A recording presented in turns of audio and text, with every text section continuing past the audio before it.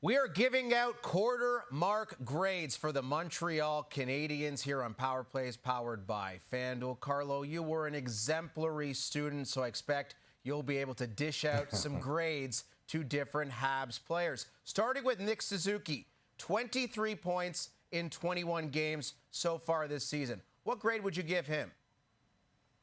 I'm giving Nick Suzuki an A because the Montreal Canadiens wouldn't be where they are right now. I know it's a little bit further in the standings than they started a week ago, but it's still in a really good spot coming off a season that they made the playoffs. They're still in contention, and they're a winning streak away from leading the division again. And they're going through their own fair share of injuries right now, so there's kind of treading water. But Nick Suzuki has been everything as advertised for the Montreal Canadiens when it comes to being a leader. He wears the C on his jersey for a reason, because he leads both on the ice and off the ice. Now, he's leading the team in scoring, but he also leads the team in tough matchups. He's really responsible defensively. He's doing all the little things that you need to do when you're not scoring, and he's helping other guys get better too. So Nick Suzuki is on a great path towards having another career year this year. What about representing Canada at the Olympics? I think he's done enough. I mean, coming into this season, you look at that World Cup roster, or the Four Nations roster, and he wasn't on it. And there was a lot of people that said he should have been on it. Now, if you look at that roster, how many players are coming off?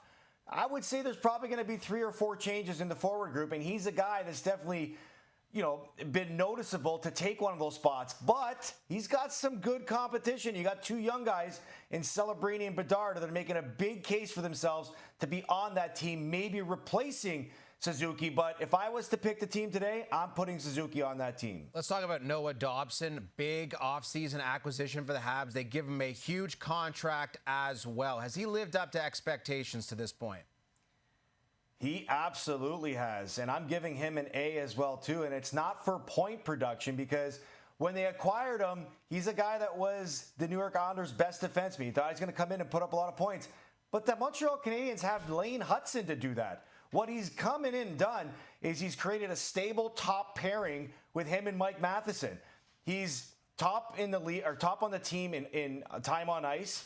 He's very solid defensively, very good at making a first pass at his own end, and he plays a calm, cool, collected game. And him and Mike Matheson have been very formidable together. This has been an amazing pickup for the Montreal Canadiens. Let's talk about a couple of the young guns for the Habs, Lane Hutson, Ivan Demidov. Do you think they've done enough maybe to get an A from you?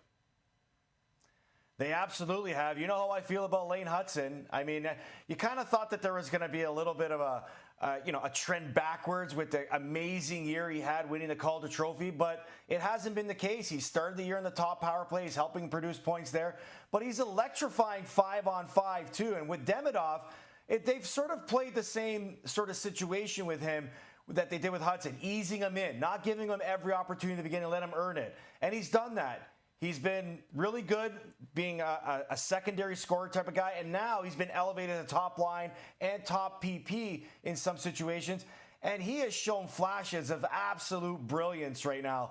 Both players have exceeded, not even going to say exceeded, have lived up to expectations, and I'm only excited to see how much better they can get. Let's talk about Juraj Slafkovsky, a guy who's been given ample opportunity this year in Montreal, playing on the top line at times, playing on the first power play, but the point production hasn't been there so far. Yeah. What do you make of what Slafkovsky's been able to accomplish so far this year?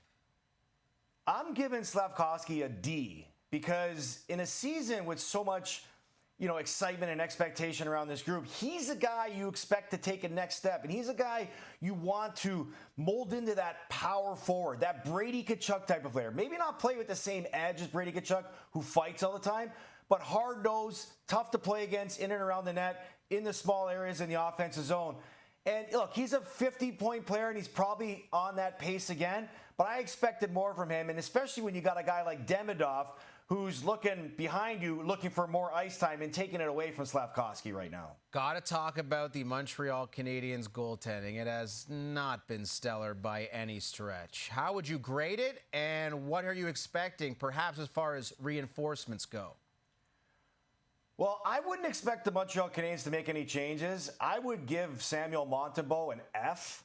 and I would give Jakub Dobson an A-, because without Jakub Dobson, they wouldn't be where they're at right now. And Samuel Montembeault, coming off the season he had last year, playing 62 games, making the Four Nations team, you thought that there would be another level he would take at solidifying himself as a #1 goaltender. But he's opened the door for Dobson to get more starts. And if I'm the Montreal Canadiens, your answers are in net. You got to find a way to get both of these guys going. Samuel Montembeault is a really good goaltender. He's shown he's capable of leading this team to the playoffs. They got to get his A game back, and they've got to give Dobson more starts because he's earned it. I know a lot of Habs fans are hoping that at some point this season you're giving out a grade on Jacob Fowler, the stud goalie in the AHL in Montreal. Thank you for this, Coco. This has been Power Plays, powered by FanDuel.